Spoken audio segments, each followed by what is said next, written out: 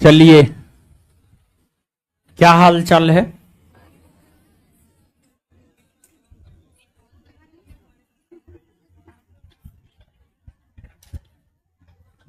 कल नहीं आई थी जी? कहाँ गई थी? एक रोज आती है, एक रोज नहीं आती है। हैं? लाइव कर रही थे तो लिखी कहाँ है? लाइव कर रहे थे।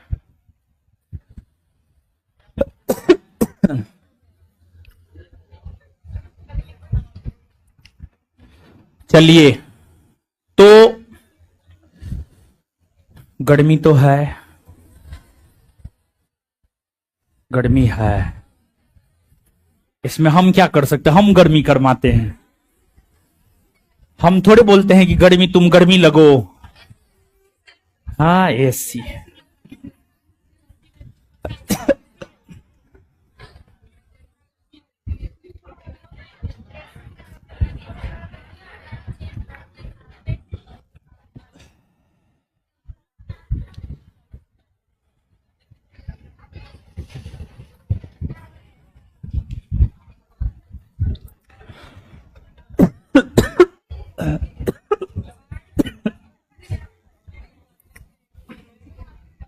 बैठाइए हो।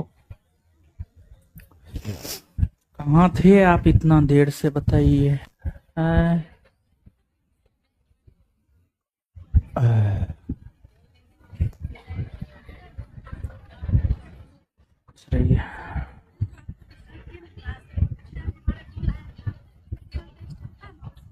मेडिकल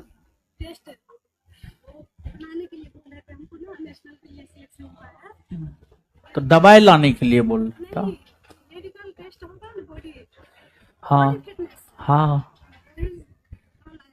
उसका रिपोर्ट लाना था। अच्छा ठीक है, कोई बात। हाँ अच्छा ठीक है, कोई बात नहीं है। ठीक है।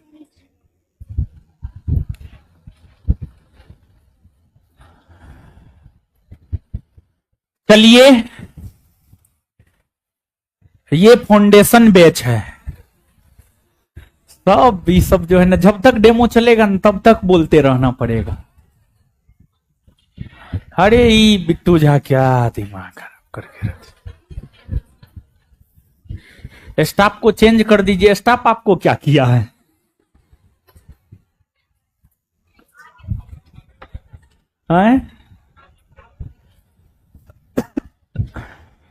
बिहार पुलिस का कैसे तैयारी करेंगे?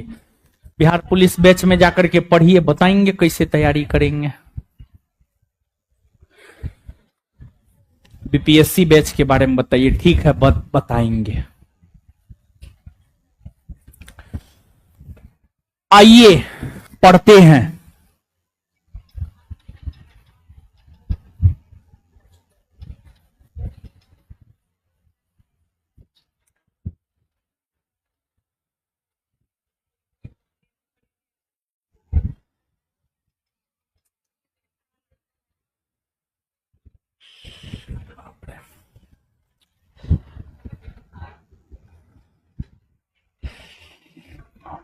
गर्मी तो है, हाँ बहुत ज्यादा है। माथा नहीं काम कर रहा है।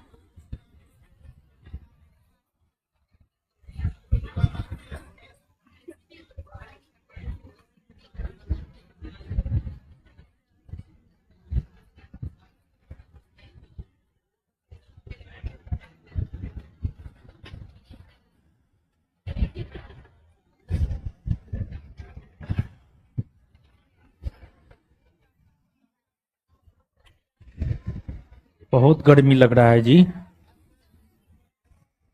ना गर्मी कहां से है ना।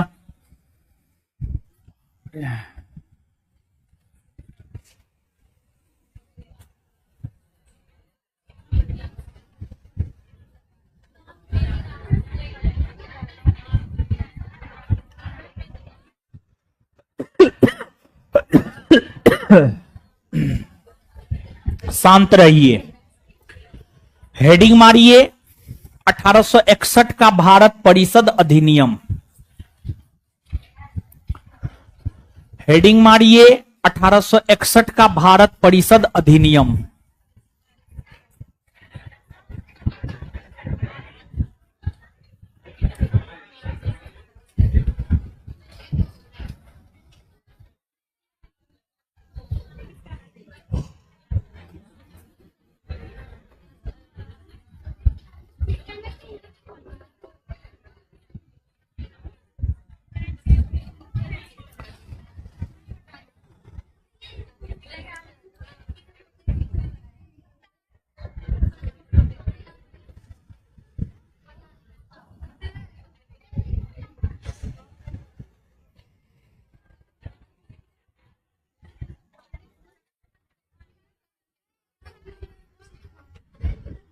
हो गया। अब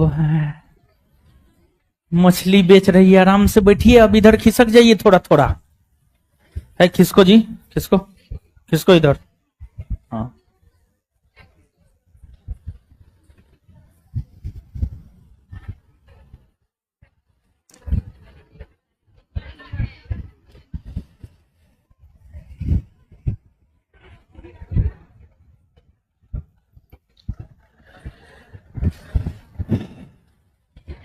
आदर्श कुशवाहा। हाँ,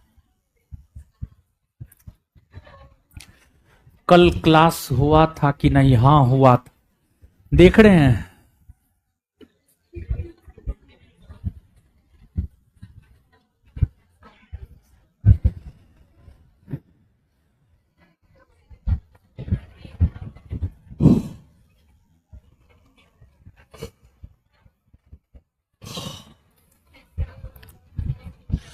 हम गांव जा रहे हैं, जाइए ना गांव, कौन रोका है? गांव जाने वाले कोई रोका है जी? आइए पढ़िए। अब ऐसे ही सब कमेंट उमेंट करते रहेगा। हाँ, तो 1861 का भारत परिषद अधिनियम। देखिए बाबू, जो 1861 का भारत परिषद अधिनियम है, इस अधिनियम की कई सारी विशेषताएं हैं। इस अधिनियम की पहली विशेषता यह है कि इस अधिनियम के तहत आपातकाल में वायसराय को अध्यादेश जारी करने का अधिकार दिया गया। देखिए, सुनिए बाबू, सुनिए, समझिए। जैसे अभी देश में कानून का निर्माण करने वाली सबसे बड़ी संस्था है संसद। वर्तमान में हमारे देश में अगर देखा जाए तो वर्तमान में हमारे देश में कानून का निर्माण करने वाली सबसे बड़ी संस्था है संसद। वर्तमान में हमारे देश में कानून का निर्माण करने वाली सबसे बड़ी संस्था है संसद। संसद यानी पार्लियामेंट। पार्लियामेंट की चर्चा संविधान के अनुच्छेद 79 में है। संसद के अंतर्गत राष्ट्रपति, लोकसभा और राज्यसभा आते हैं। कानून के निर्माण को लेकर सबसे पहले संसद के सदनों के द्वारा यानी लोकसभा, राज्यसभा के द्वारा विधेयक लाया जाता है। विधेयक लोकसभा, राज्यसभा लाता है, फिर लोकसभा, राज्यसभा उसे पारित करता है, फिर वह विधेयक राष्ट्रपति के पास जाता है, फिर राष्ट्रपति उस पर अपना हस्ताक्षर करता है, फिर वह विधेयक कानून बन जाता है। लेकिन अगर मान लिया जाए कि लोकसभा, राज्यसभा सत्र में ना हो, लेकिन अगर मान लिया जाए कि लोकसभा और राज्यसभा सत्र में ना हो, उस कंडीशन में आपातकालीन स्थिति में कोई कानून बनाना है, तो आपातकालीन स्थिति में अस्थायी कानून का निर्माण भारत के राष्ट्रपति करते हैं, जिसे अध्यादेश कहा जाता है, जिसे अध्यादेश कहा जाता है। वैसे ही ब्रिटिश शासन के दौरान आपातकालीन स्थिति में अस्थायी कानून अर्थात अध्यादेश जारी करने का अधिकार वायसराय को दिया गया और वायसराय द्वारा जारी अध्यादेश अधिकतम 6 माह तक लागू रह सकता था। जो प्रावधान 1861 के भारत परिषद अधिनियम में किए गए थे वो आज भी भारत के प्रशासनिक तंत्र में विद्यमान है, वह आज भी भारत के प्रशासनिक तंत्र में विद्यमान है। पहली बात ये। दूसरी बात यह है कि इस अधिनियम के तहत विकेंद्रीकरण प्रणाली की शुरुआत हुई। इस अधिनियम के तहत विकेंद्रीकरण शासन प्रणाली की शुरुआत हुई। अब इस अधिनियम के तहत विकेंद्रीकरण शासन प्रणाली की शुरुआत हुई, इसका क्या मतलब है इसको आगे हम समझाएंगे, लेकिन उससे पहले आप लिखिए एक लाइन, लिखिएगा। गुड़िया कुमारी, ये बिहार पुलिस बैच नहीं है, ये फाउंडेशन बैच है।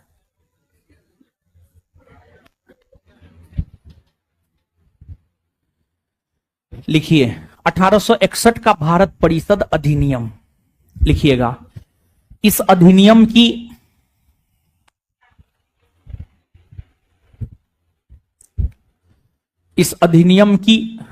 प्रमुख विशेषताएं निम्न है।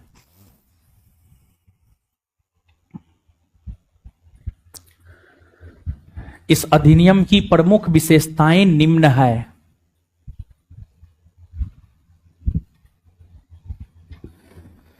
इस अधिनियम की प्रमुख विशेषताएं निम्न है। एक नंबर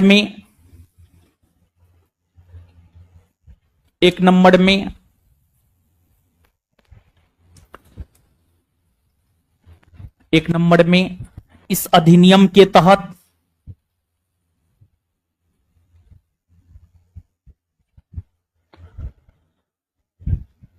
कल का वीडियो अपलोड है ना जी, कल का वीडियो बाबू अपलोड है, जाकर के तुम देखो। अनीस पासवान, जाकर के देखो बाबू।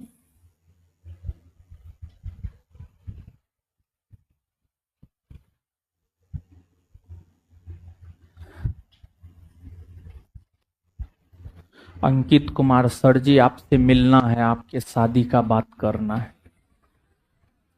जाके हमारे गार्जियन से मिलो बाबू।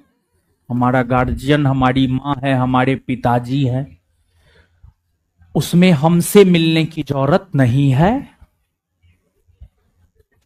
गार्जियन से मिलने की जरूरत। ठीक है।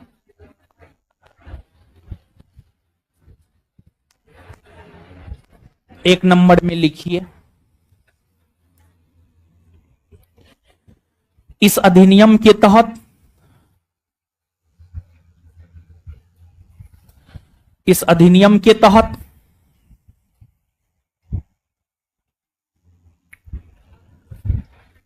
आपातकालीन स्थिति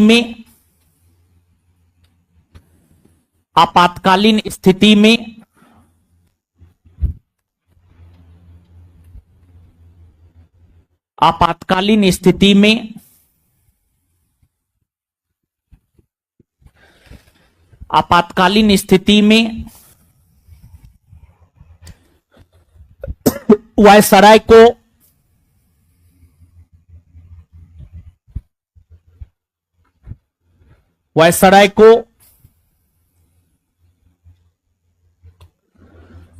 को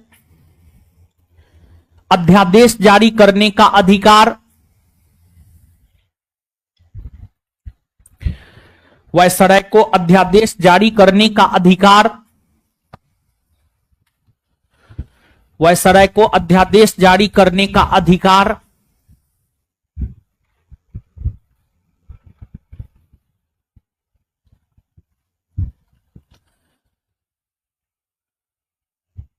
दिया गया है।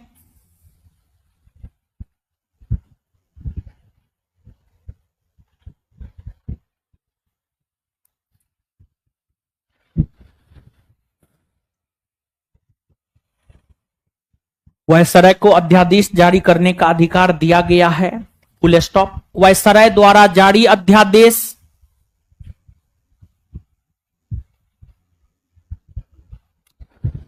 वायसराय द्वारा जारी अध्यादेश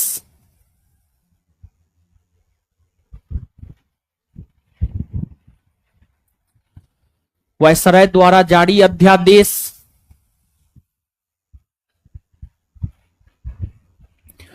अधिकतम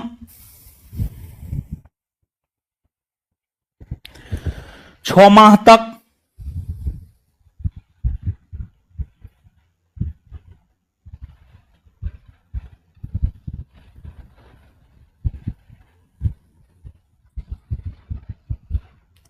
वायसराय द्वारा जारी अध्यादेश अधिकतम 6 माह तक लागू, अधिकतम 6 माह तक लागू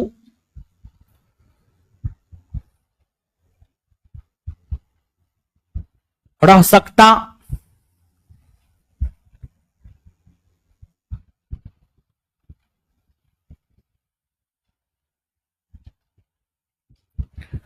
वायसराय द्वारा जारी अध्यादेश अधिकतम 6 माह तक लागू रह सकता था।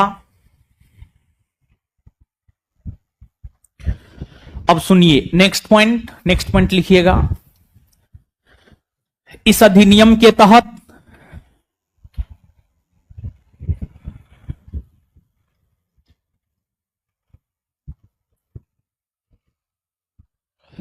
इस अधिनियम के तहत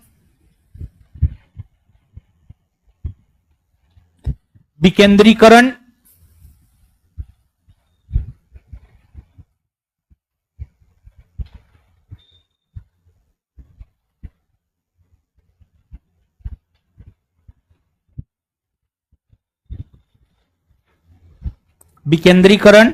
इस अधिनियम के तहत विकेंद्रीकरण प्रणाली की शुरुआत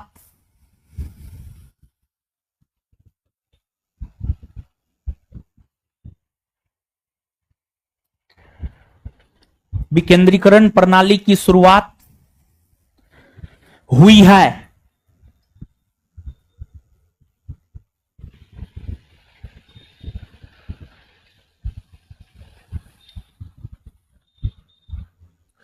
अंजलि कुमारी जाकर के बिहार पुलिस के टेस्ट में देखो, सब चीज अपलोड है। जितना तुम जो है वो अथी चलाने में, क्या कहते हैं, इंस्टा चलाने में टाइम देती है ना, उतना एप्लीकेशन पर टाइम देगी ना तो सब चीज तुमको मिल जाएगा। यहां पर कमेंट करने का जरूरत नहीं होगा।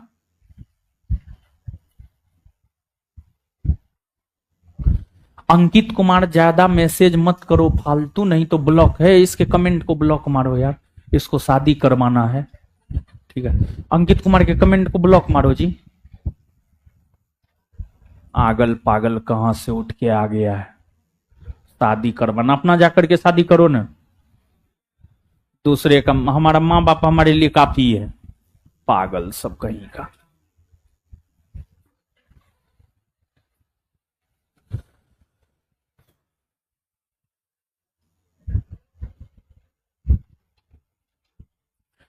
कल हम न्यू क्लास ज्वाइन किए हैं, जो क्लास छूट गया है वह कैसे होगा? बाबू अभी तक जितना क्लास हुआ है क्लास 23 मई से शुरू हुआ है। अभी तक जितना भी है आप एप्लीकेशन पर जाइए, पॉलिटी का सारा वीडियो अवेलेबल है और फिजिक्स का भी सारा वीडियो अवेलेबल है।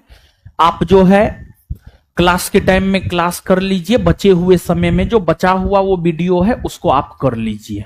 ठीक है, सारा वीडियो एप्लीकेशन पर अवेलेबल है। अवेलेबल है ना जी, अवेलेबल है ना, सारा वीडियो अवेलेबल है, वहां से जाके देख लीजिए। चलिए अब सुनिए, विकेंद्रीकरण। एक शब्द है केंद्रीकरण और एक शब्द है विकेंद्रीकरण। एक शब्द है केंद्रीकरण और एक शब्द है विकेंद्रीकरण। गौर फरमाइएगा। एक है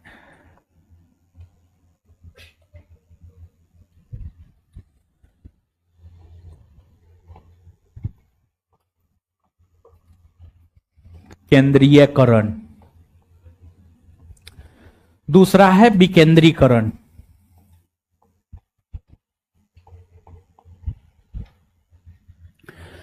क्या है केंद्रीयकरण और क्या है विकेंद्रीयकरण?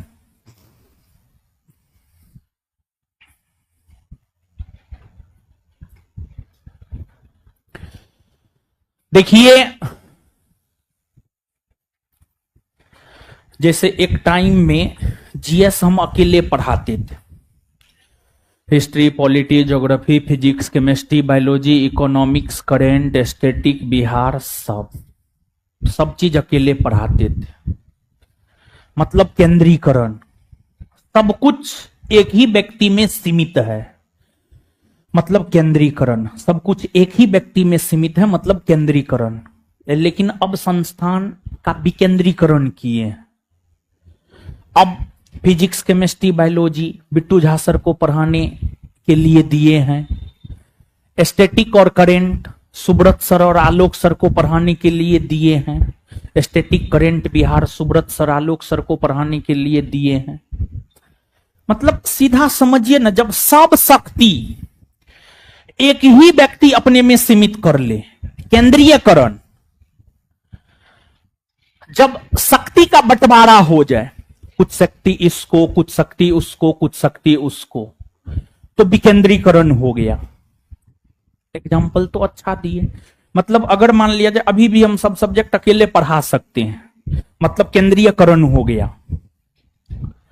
लेकिन हम कुछ सब्जेक्ट किसी दूसरे टीचर को दे दीजिए, कुछ सब्जेक्ट किसी दूसरे को दे दिए, कुछ सब्जेक्ट किसी दूसरे को दे दिए, मतलब ये क्या हो गया आपको? विकेंद्रीकरण। तो जानते हैं बाबू, क्यों हम कह रहे हैं कि 1861 के भारत शासन अधिनियम के तहत विकेंद्रीकरण की शुरुआत हुई है?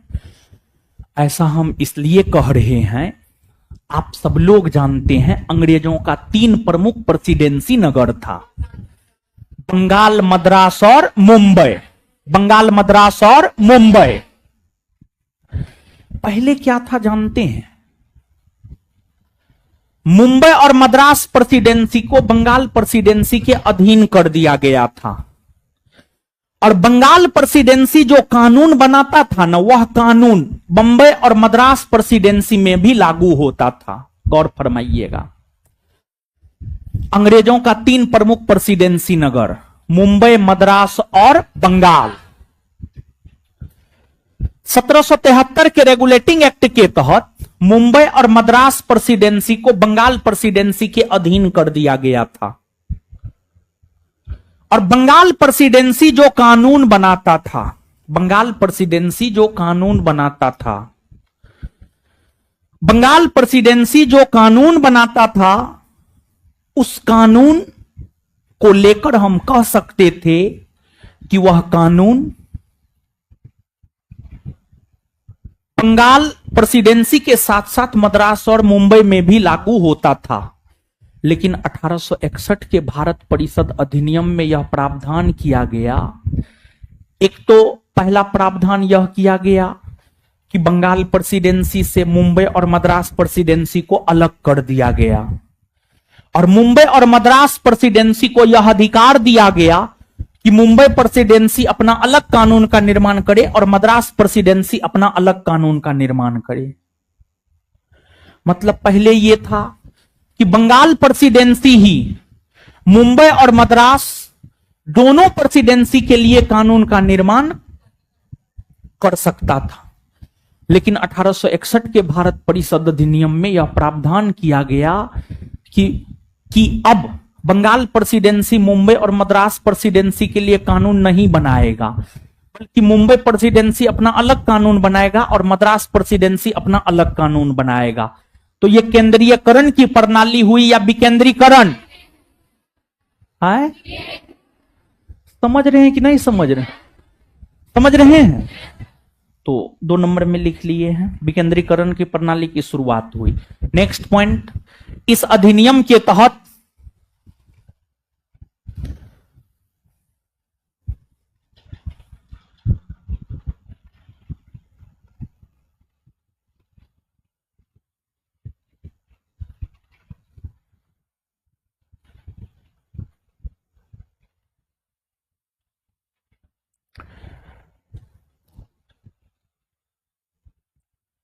लिखिए, इस अधिनियम के तहत मुंबई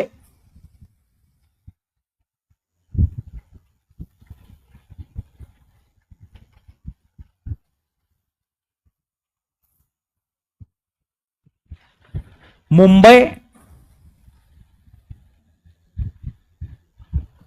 मुंबई और मद्रास प्रेसिडेंसी को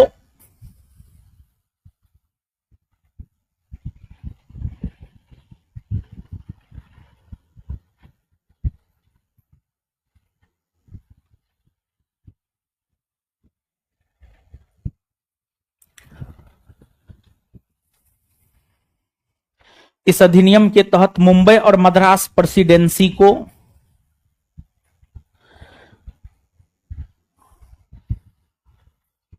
कानून बनाने का अधिकार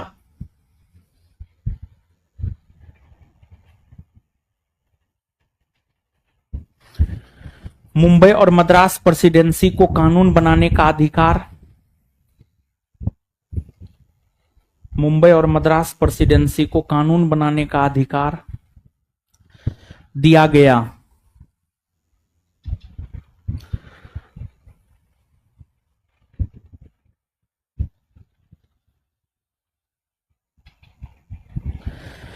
चलिए, इसके बाद अब आगे समझिए, अब आगे समझिए। देखिए, हम 1861 के भारत परिषद अधिनियम के विशेषता के बारे में बतला रहे हैं। अब देखिएगा बाबू, आप जैसे आज लोकसभा है, राज्यसभा है, आप देखते होंगे राज्यसभा में 12 सदस्यों को राष्ट्रपति साहित्य, कला, विज्ञान, समाज सेवा के क्षेत्र से मनोनीत करता है। राज्यसभा में 12 सदस्यों को मनोनीत राष्ट्रपति साहित्य, कला, विज्ञान, समाज सेवा के क्षेत्र से करता है। इस अधिनियम में, यानी 1861 के भारत परिषद अधिनियम में यह प्रावधान किया गया कि विधान परिषद में कुछ सदस्यों को वायसराय के द्वारा मनोनीत किया जाएगा। जैसे आप समझिएगा हम क्या समझा रहे हैं। जैसे राज्यसभा है, आज के डेट में राज्यसभा है, संसद का 2 सदन है, संसद के 2 सदन में एक सदन है लोकसभा और एक है राज्यसभा। राज्यसभा में 245 सीट है, 245 सीट है, यानी राज्यसभा में 245 सदस्य होते हैं, जिसमें 12 सदस्यों का मनोनयन 12 सदस्यों का मनोनयन राष्ट्रपति करते हैं। 12 सदस्यों का मनोनयन राष्ट्रपति करते हैं और 12 सदस्यों का मनोनयन राष्ट्रपति साहित्य, कला, विज्ञान, समाज सेवा के क्षेत्र से करते हैं। जैसे आज ये प्रावधान है, तो 1861 के भारत परिषद अधिनियम में यह प्रावधान किया गया था कि वायसराय कुछ सदस्यों को विधान परिषद में मनोनीत करेगा और इस प्रावधान के तहत ही उस समय के वायसराय लॉर्ड कैनिंग ने 3 भारतीयों को विधान परिषद में मनोनीत किया और लॉर्ड कैनिंग ने जो 3 भारतीयों को विधान परिषद में मनोनीत किया, बनारस के राजा, पटियाला के महाराज और सर दिनकर राव। बनारस के राजा, पटियाला के महाराज और सर दिनकर राव, इन तीनों को विधान परिषद में मनोनीत करने का काम 1862 के भारत परिषद अधिनियम के तहत किया गया। तो नेक्स्ट पॉइंट लिखिएगा, लिखिएगा।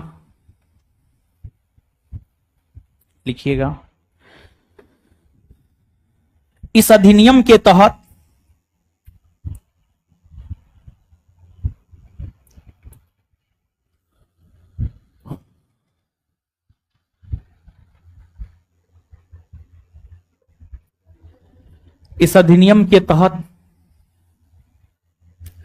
गौरव कुमार के कमेंट को ब्लॉक मार दो,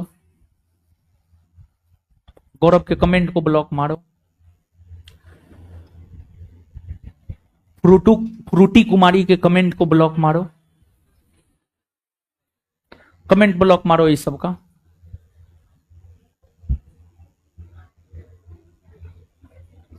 ये दोनों कमेंट के ब्लॉक मारो, मार दिया ना। इस अधिनियम के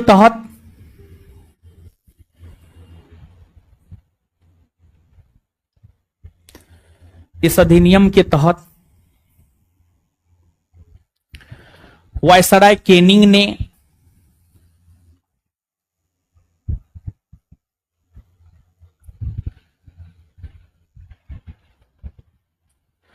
वायसराय केनिंग ने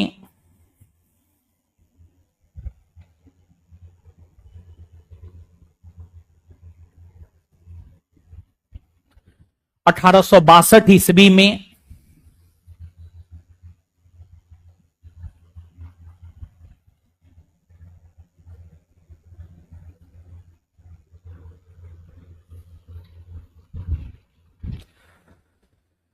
वायसराय केनिंग ने 1862 ईस्वी में तीन भारतीय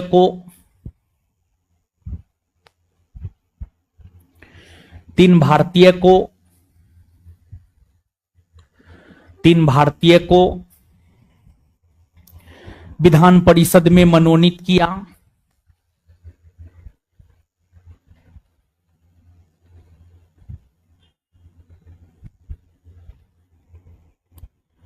तीन भारतीय को मनोनीत किया। एक नंबर में बनारस के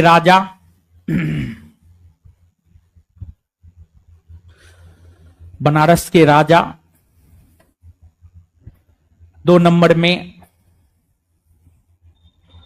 पटियाला के महाराज,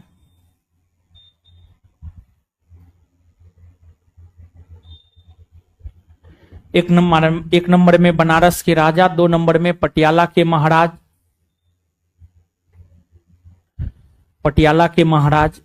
तीन नंबर में सर दिनकर राव,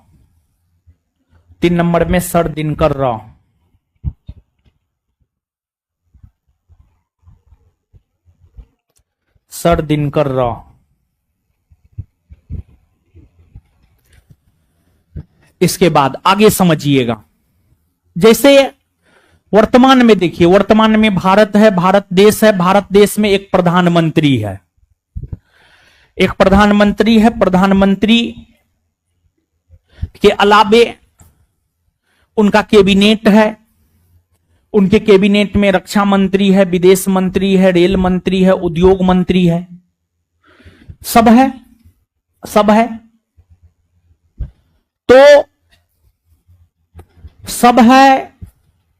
तो ये जो प्रणाली है ना, ये जो कैबिनेट प्रणाली है, भारत में कैबिनेट प्रणाली की शुरुआत, कैबिनेट प्रणाली मतलब अलग अलग विभाग अलग अलग मंत्री को दिया जाएगा। रक्षा विभाग किसी एक को दिया जाएगा, रेलवे विभाग किसी एक को दिया जाएगा, यानी अलग अलग विभाग जो अलग अलग मंत्री को दिया जाएगा। तो आपको जो है 1861 के भारत परिषद अधिनियम के तहत भारत में पोर्टफोलियो प्रणाली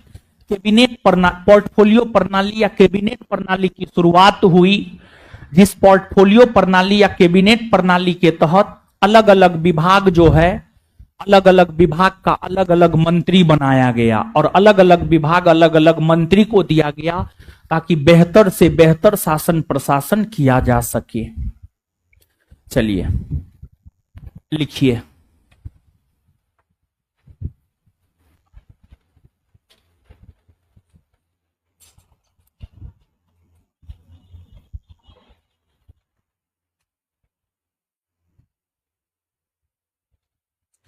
नेक्स्ट पॉइंट लिखिएगा। इस अधिनियम के तहत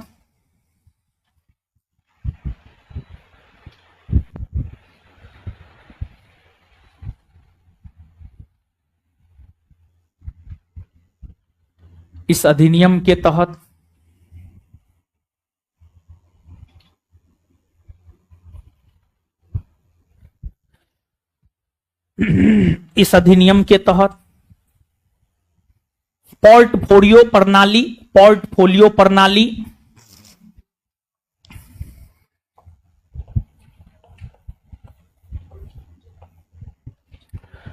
पोर्टफोलियो प्रणाली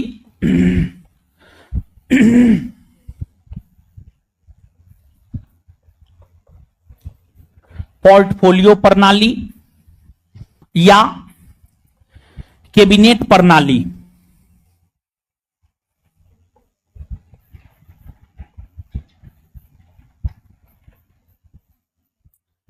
इस अधिनियम के तहत पोर्टफोलियो प्रणाली या कैबिनेट प्रणाली की शुरुआत। सुमन कुमारी, आपका जो क्वेश्चन है फाउंडेशन बैच से बिहार एसआई निकल जाएगा, उसका उत्तर है हाँ। और एक लड़का बिट्टू सर अब्सेंट क्यों रहते हैं सर? इतना बिट्टू सर अब्सेंट नहीं रहते हैं, अभी जो है उनका क्लास हम ही लगाए हुए हैं। जब तक डेमो होता है, एक तो डेमो में उनका क्लास होता नहीं है, लेकिन आपके बैच में हम डेमो में भी क्लास करवा रहे हैं, तो इसी वजह से जो है मतलब एक रोज छोड़ एक रोज जो है उनका क्लास हो रहा है, समझ गए ना? अब्सेंट नहीं रहते हैं, सारा बैच में उनका क्लास चल रहा है। रिंकू कुमारी का भी कमेंट ब्लॉक मारिए तो। मतलब ये सब क्या कमेंट कर रहा है जानते हैं? मतलब कमेंट कर रहा है सर आपकी गर्लफ्रेंड है या ना है। मतलब ये हम इस सबको बताने जाएंगे कि मेरी है या नहीं है? इतना टाइम है जी, है कि तुम लोग जैसा छुछुन्नर जैसा काम करे, है गर्लफ्रेंड बॉयफ्रेंड बनाए, यही काम रह गया है अब न। आगल पागल कहीं का, ब्लॉक मारो यार ये सब।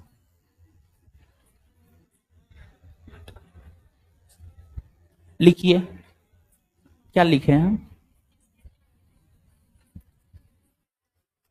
पढ़ाने दे रहा है, आज रहने दीजिए, कमेंट कमेंटे के साथ पढ़ाते हैं। आज देखते हैं ये सब का सब कमेंट करता है।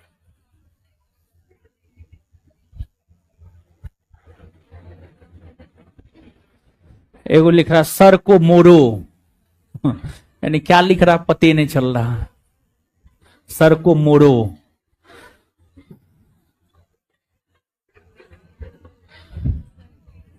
रवि कुमार इसको भी सर को मोड़ो, इसी को मोड़ दीजिए तो। इसका भी कमेंट ब्लॉक मारिए।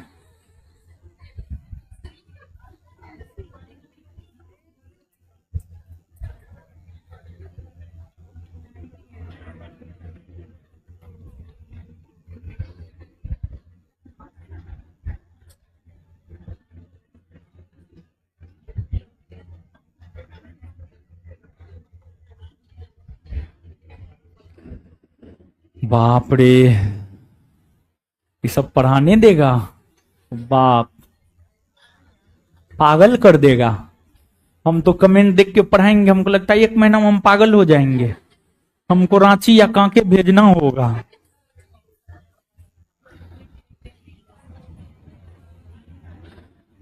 बाप रे, अरे मोशन खत्म हुआ या नहीं हुआ है, कल से बैच पेड करो यार, नहीं तो हम पगला जाएंगे।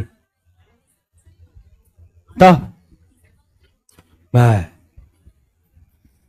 पढ़ाने दे रहा है, भाई मूड खराब हो गया, अब क्या पढ़ाएंगे?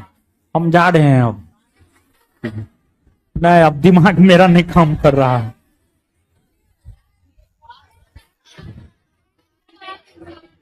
बाप, नहीं पढ़ा पाएंगे अब हम, नहीं पढ़ा पाएंगे हमसे, तो अब नहीं पॉसिबल है। अरे बाप रे, हल्ला मत कीजिए, बाप रे।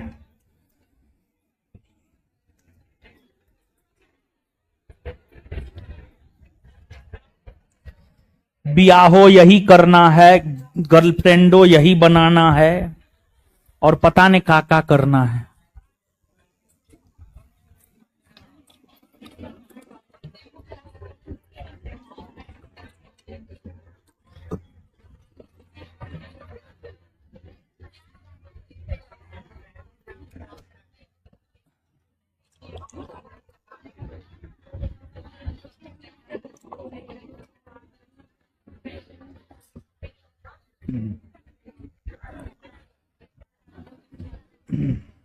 पानी खाना पड़ेगा तभी पढ़ा पाएंगे। बाप रे, आज तुम भी जाने बूझ करके मतलब दे दिया कमेंट ना। हाँ, बिट्टू सर का क्लास होगा, अभी होगा, आज होगा, और मंगलवार और बृहस्पतिवार बुधवार। आगे जो है रेगुलर कर देते हैं, डेमो बंद करके रेगुलर कर देंगे। ठीक है, डेमो बंद करके रेगुलर कर देंगे। जैसे हम तो रेगुलर ले रहे हैं ना, बिट्टू सर का भी रेगुलर कर देते हैं। अब तुमको कमेंट हटाया गया यहां से, आवाज रह नहीं है तो देखते हैं कितना हद तक पगलाता है ये सब। नहीं ना, आज हमको पगलाने दीजिए। नहीं ना, आज हम पगलाएंगे। दो कमेंट दो जी, आज एकदम कमेंट दीजिए। है कहां गया जी, पान मंगा तो।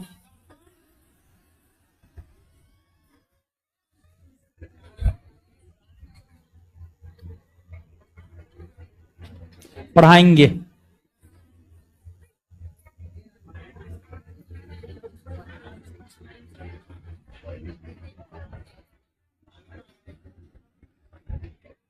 मतलब ऑनलाइन में ये सब पढ़ने नहीं आता है, नहीं हो पढ़ने ना आता है।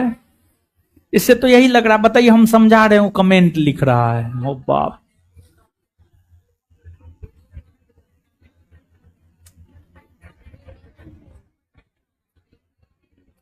एगो हमको सलाह दे रहा, सर सोनम जैसी लड़की से शादी कर लीजिए। मतलब पूरा प्लान है मरवाने का, और कुछ।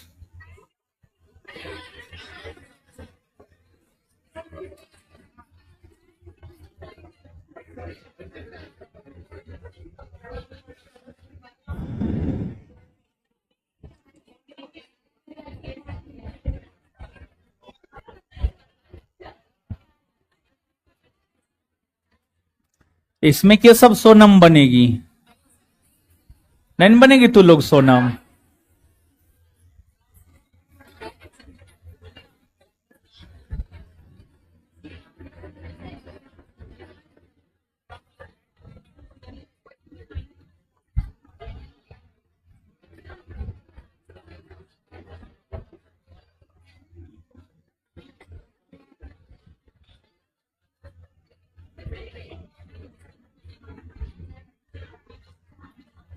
अब हटाओ यार, अब पान खा के पढ़ाने दो, अब कमेंट हटा दो, अब कुछ नहीं पढ़ेंगे हम। बताइए लड़का कितना, मतलब कितना बदमाश है, बोलता है सोनम जैसी लड़की से शादी कर लीजिए। मतलब क्या ही कहा जाए इस सब। मतलब हमसे थोड़ा सा भी, जरा सा भी प्यार न है हो।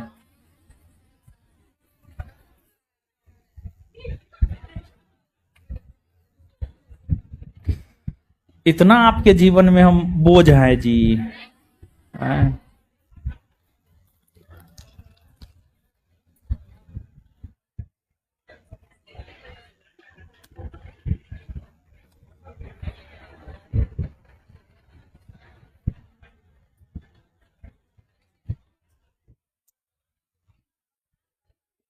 कमेंट हटाइए, पढ़ाने दीजिए आप।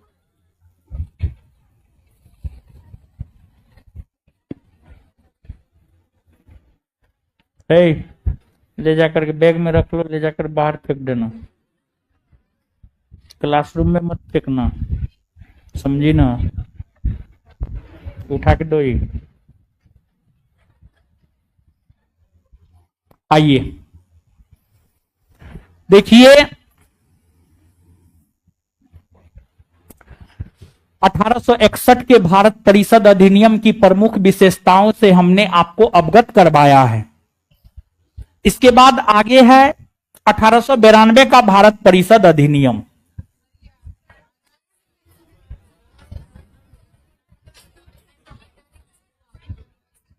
की शुरुआत हुई हुई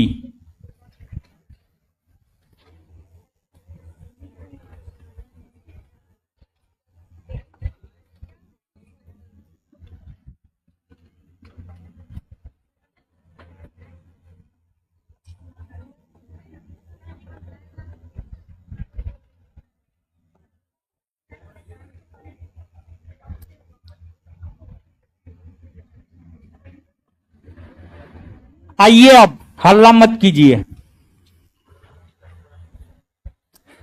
देखिए, हेडिंग मारिए 1892 का भारत परिषद अधिनियम।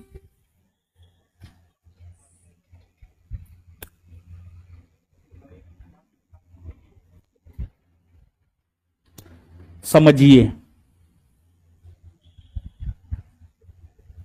समझिए, है, समझ बेटा।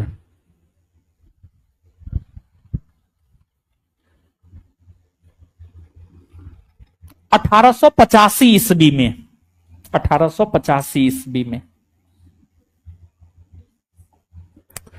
कांग्रेस नामक एक राजनीतिक संगठन की स्थापना हुई। कांग्रेस,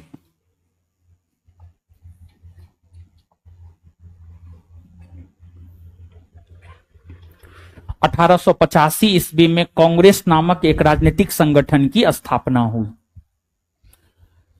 कांग्रेस की जब स्थापना हुई थी ना, तो उसी समय यह तय कर दिया गया था कि प्रत्येक वर्ष कांग्रेस का वार्षिक अधिवेशन आयोजित होगा। और फिर 1885 में, 1886 में, 1887 में, 1888 में लगातार कांग्रेस के वार्षिक अधिवेशन होने लगे। कांग्रेस के दबाव में आकर ही, कांग्रेस के प्रेशर में आकर ही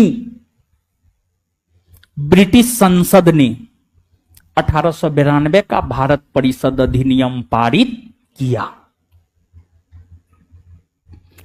इस अधिनियम की कई सारी विशेषताएं हैं। इस अधिनियम की पहली विशेषता यह है कि इस अधिनियम के तहत भारत में अप्रत्यक्ष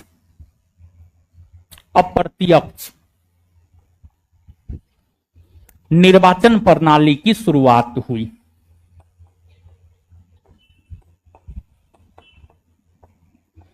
इस अधिनियम की पहली विशेषता यह है कि इस अधिनियम के तहत अप्रत्यक्ष निर्वाचन प्रणाली की शुरुआत हुई। अप्रत्यक्ष निर्वाचन प्रणाली की शुरुआत हुई।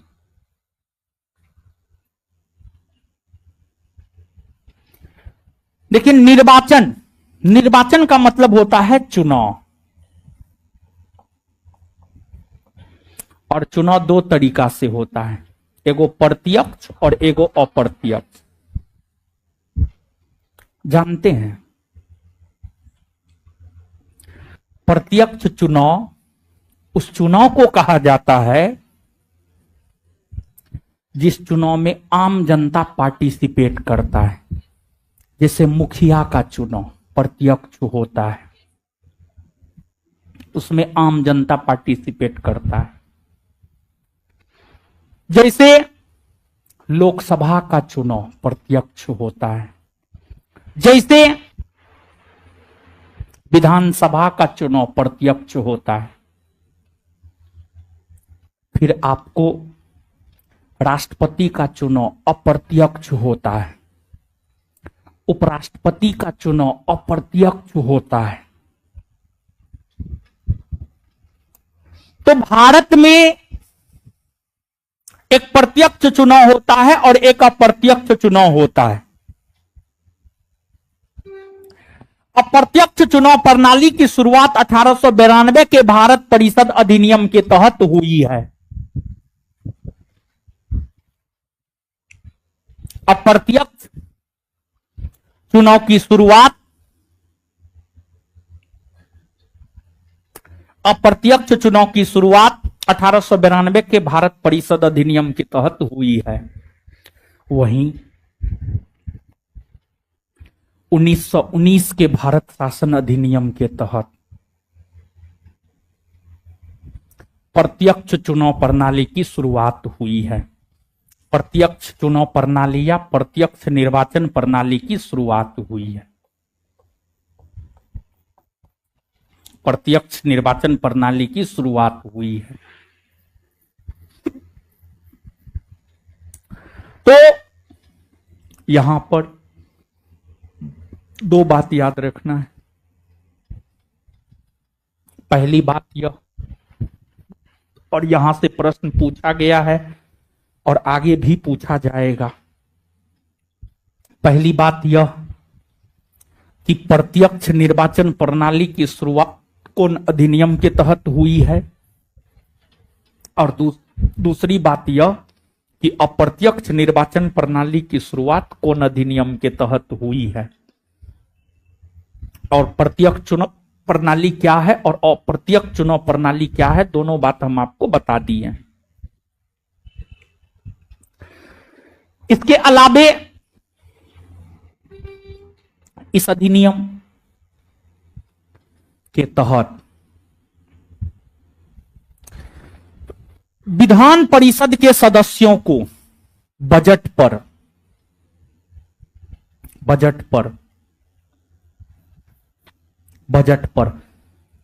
बहस करने का अधिकार दिया गया। बहस करने का अधिकार दिया गया। बजट पर बहस करने का अधिकार दिया गया। बहस करने का अधिकार दिया गया। बहस करने का अधिकार दिया गया। देखिए, बजट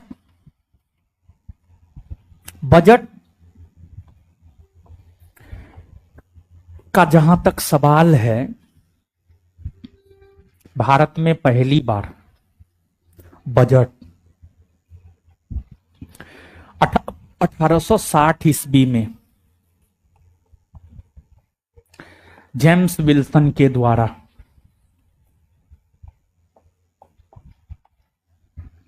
भारत में पहली बार बजट 1860 ईस्वी में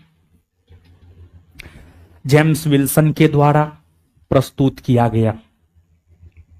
भारत में पहली बार बजट 1860 ईस्वी में जेम्स विल्सन के द्वारा प्रस्तुत किया गया। आज भी बजट आता है। केंद्रीय स्तर का बजट लोकसभा राज्यसभा में आता है। राज्य स्तर का बजट विधानसभा में आता है। उस टाइम में बजट केंद्रीय विधान परिषद में आता था। आप याद कीजिए, कौन अधिनियम के तहत केंद्रीय विधान परिषद का गठन हुआ है?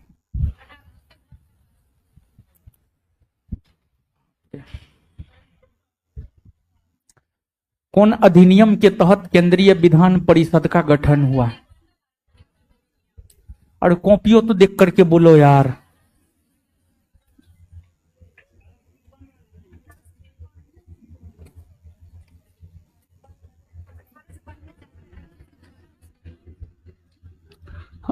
है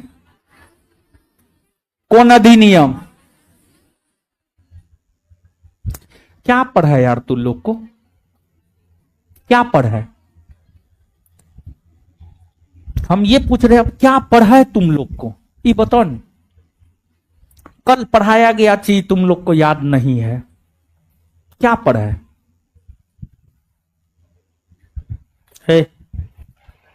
काहे नहीं याद रखती है जी? काहे नहीं बोली है? काहे नहीं जवाब दिए? जवाब काहे नहीं दिया? काहे नहीं जवाब? काहे नहीं जवाब दिया? पढ़ती उड़ती ना। कौन पढ़ेगा कौन है? कल पढ़ाए है? कल पुराना विद्यार्थी कल पढ़ाए है? सब नालायक निकम्मा सब आ गया है यहाँ पे।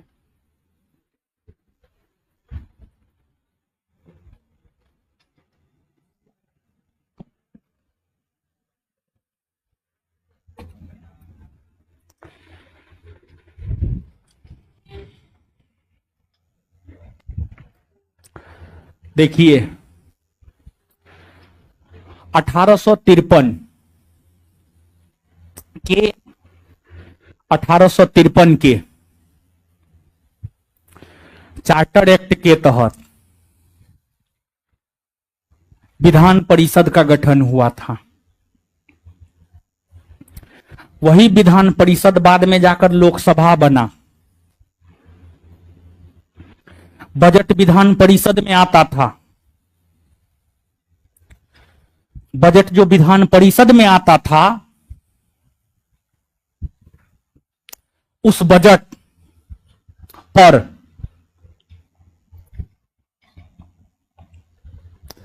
विधान परिषद के सदस्यों को प्रश्न पूछने का अधिकार 1892 के भारत परिषद अधिनियम के तहत दिया गया कि विधान परिषद के सदस्य जो है बजट पर प्रश्न पूछ सकता था। विधान परिषद के सदस्य बजट पर प्रश्न पूछ सकता था। फिर इस अधिनियम के तहत विधान परिषद के सदस्यों को कार्यपालिका से प्रश्न पूछने का अधिकार दिया गया, लेकिन पूरक प्रश्न पूछने का अधिकार नहीं दिया गया। सीधे तौर पर प्रश्न पूछ सकते थे, क्यों, कैसे, कब नहीं पूछ सकते थे। सीधे तौर पर प्रश्न पूछ सकते थे, लेकिन क्यों, कब, कैसे नहीं पूछ सकते थे। आगे चलकर 1909 का भारत शासन अधिनियम आया। 1909 के भारत शासन अधिनियम के तहत विधान परिषद के सदस्य को बजट पर मतदान करने का अधिकार दिया गया और विधान परिषद के सदस्य को कार्यपालिका से पूरक प्रश्न भी पूछने का अधिकार दिया गया। एक बार फिर से इस पूरी बात को आप लोग समझिए। 1892 का भारत परिषद अधिनियम, देखिए बाबू, 1885 ईस्वी में कांग्रेस की स्थापना हुई। कांग्रेस की स्थापना के समय में ही यह तय कर दिया गया था कि प्रत्येक वर्ष कांग्रेस का वार्षिक सम्मेलन आयोजित होगा। फिर प्रत्येक वर्ष कांग्रेस के वार्षिक सम्मेलन आयोजित होने लगे। प्रत्येक वर्ष कांग्रेस के वार्षिक सम्मेलन आयोजित होने लगे और फिर जब प्रत्येक वर्ष कांग्रेस के वार्षिक सम्मेलन आयोजित होने लगे तो फिर आपको कांग्रेस के द्वारा जो अलग अलग मांग किया जा रहा था, कांग्रेस के द्वारा जो अलग अलग मांग किया जा रहा था वार्षिक सम्मेलन में, उस दबाव में आकर ही 1892 का भारत परिषद अधिनियम ब्रिटिश संसद द्वारा पारित किया गया। इस अधिनियम के तहत भारत में अप्रत्यक्ष निर्वाचन प्रणाली की शुरुआत हुई और इस अधिनियम के तहत विधान परिषद के सदस्यों को बजट पर प्रश्न पूछने का अधिकार दिया गया और इस अधिनियम के तहत विधान परिषद के सदस्यों को कार्यपालिका से प्रश्न पूछने का अधिकार दिया गया। भारत में पहली बार बजट 1860 ईस्वी में जेम्स विल्सन के द्वारा प्रस्तुत किया गया था। भारत में पहली बार बजट 1860 ईस्वी में जेम्स विल्सन के द्वारा प्रस्तुत किया गया था और बजट आज भी आता है, लोकसभा में आता है, राज्यसभा, लोकसभा में आता है, केंद्र के संदर्भ में, राज्य के संदर्भ में विधानसभा में आता है। नीचे से लिखिए,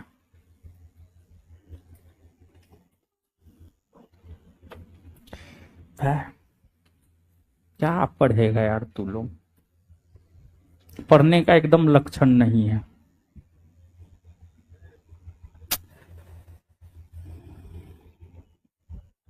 लिखिए,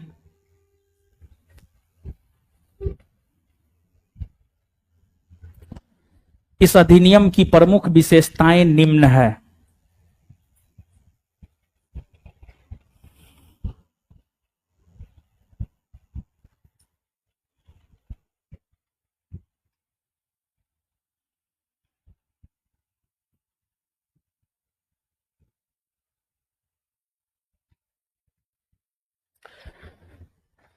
इस अधिनियम की प्रमुख विशेषताएं निम्न है।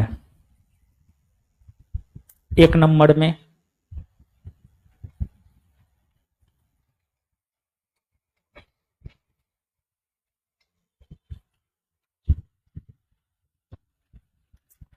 इस अधिनियम के तहत भारत में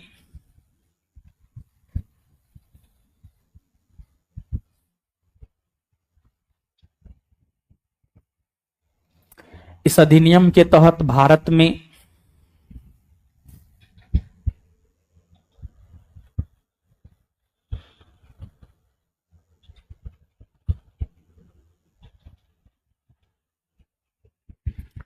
इस अधिनियम के तहत भारत में अप्रत्यक्ष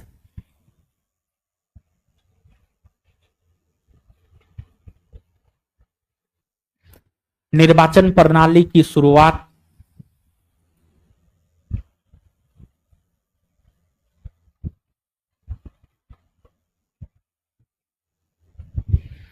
अप्रत्यक्ष निर्वाचन प्रणाली की शुरुआत हुई है।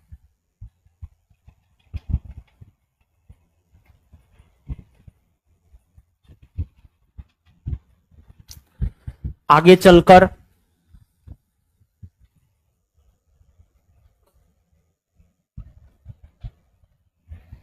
आगे चलकर 1919 के भारत शासन अधिनियम के तहत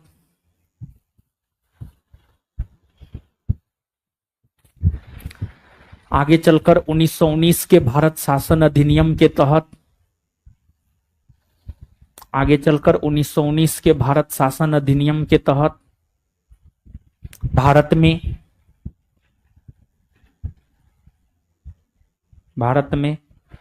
प्रत्यक्ष निर्वाचन प्रणाली की शुरुआत हुई।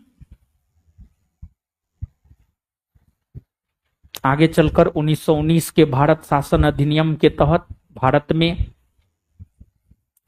प्रत्यक्ष निर्वाचन प्रणाली की शुरुआत हुई। प्रत्यक्ष निर्वाचन प्रणाली की शुरुआत हुई। 2 नंबर में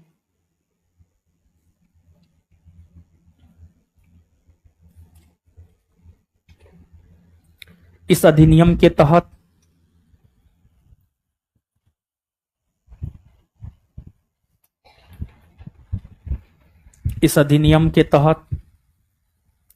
विधान परिषद के सदस्यों को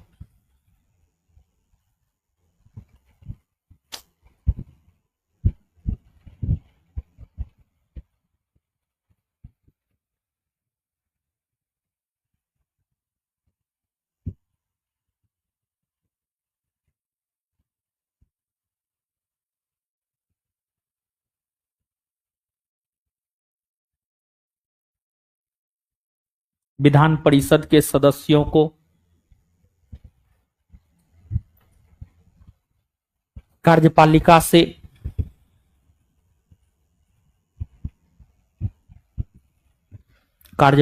से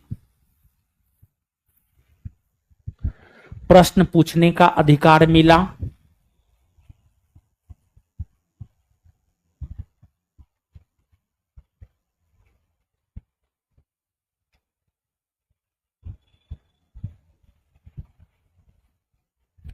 लेकिन वे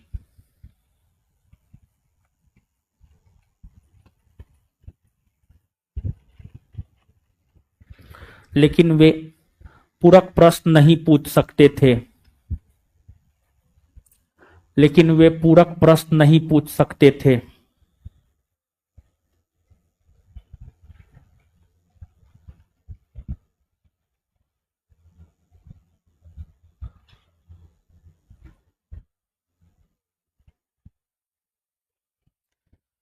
नेक्स्ट पॉइंट,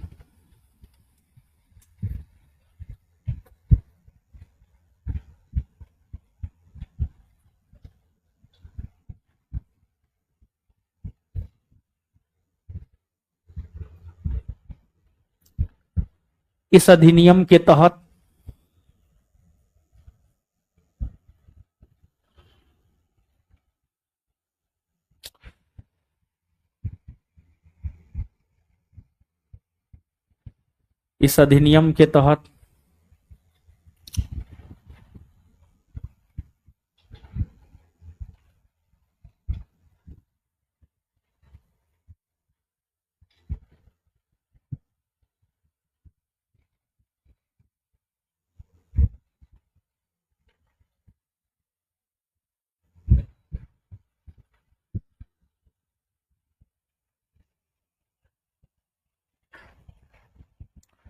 विधान परिषद के सदस्यों को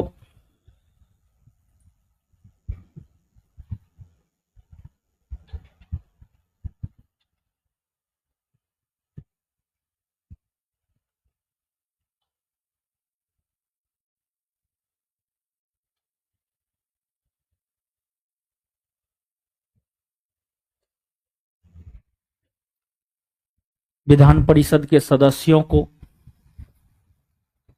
बजट पर बजट पर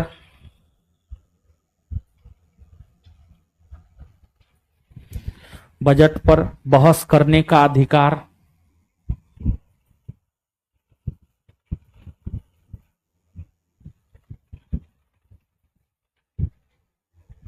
दिया गया।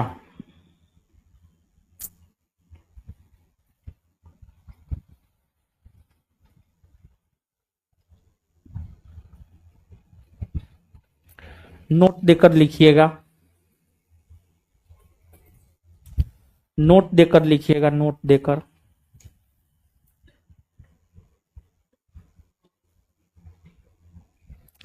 भारत में पहली बार बजट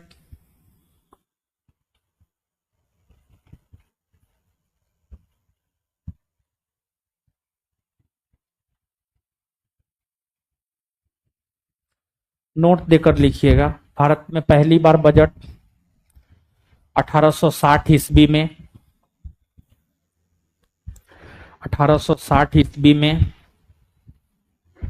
जेम्स विल्सन के द्वारा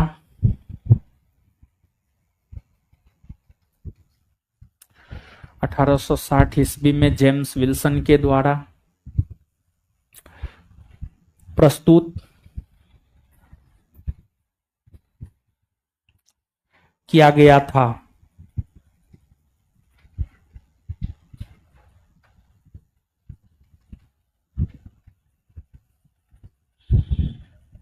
बहुत गंदा स्थिति है आप लोग का, समझ गए ना?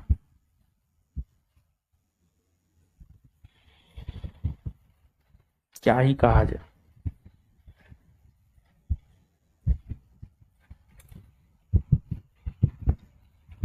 चलिए आगे ज्योग्राफी का जो है संजीव सर का क्लास लगवाते हैं कल से। क्या विचार है बोलो, एक बार में बोल दो हाँ या ना। कितने लोग चाहते हैं संजीव सर का ज्योग्राफी का क्लास लगे? चलिए ठीक है, हाथ गिरा लो। है हाँ, वर्ल्ड वर्ल्ड वर्ल्ड है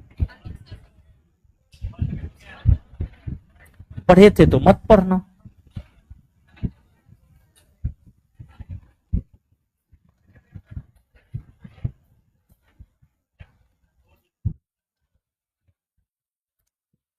ज्योग्राफी की शुरुआत इस बैच में कल से संजीव शर्मा सर से करवा रहे हैं, ठीक है ना? ज्योग्राफी की शुरुआत कल से इस बैच में संजीव शर्मा सर से करवा रहे हैं, ठीक है? समझ गए ना? हाँ, बात खत्म है। टाइम यही टाइम रहेगा जो तुम्हारे बैच का टाइम है, वही ना टाइम रहेगा। ये टाइम अलग से उड़ करके आएगा टाइम।